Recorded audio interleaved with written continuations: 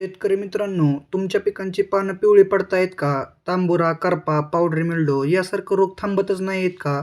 जर फवारणी करूनही रोग जात नसतील तर हा व्हिडिओ शेवटपर्यंत नक्की पहा. आजचा व्हिडिओ मी फक्त माहितीवर नाही तर मी स्वतः शेतात वापरल्यानंतर अनुभव सांगण्यासाठी बनवत आहे. माझ्या पिकावर तांबुरा रोग आला होता.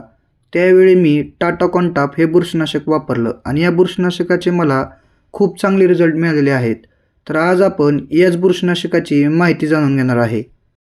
टाटा कॉन्टाप हे एक सिस्टमिक बुरशीनाशक आहे, म्हणजेच आंतरप्रवाही बुरशीनाशक आहे. यामध्ये आपल्याला हेक्झाकॉनझॉल 5% EC हा घटक मिळतो. हे औषध पानावर फवारल्यानंतर पानातून आत शोषलं जातं आणि संपूर्ण पिकात फिरतं आणि बुरशीची वाढ आतूनच थांबवतं. तर टाटा कॉन्टाप हे बुरशीनाशक रोग तर बरा करतच, पण पुन्हा रोग येऊ नये यासाठी संरक्षण पण देतं. आता हे कोणत्या रोगांवर नियंत्रण ठेवतं ते जाणून घेऊया. तांबोरा, करपा, पावडरी मिल्डो, पानावरील काळं डाग या रोगांवर हे बुरशीनाशक खूप प्रभावी आहे.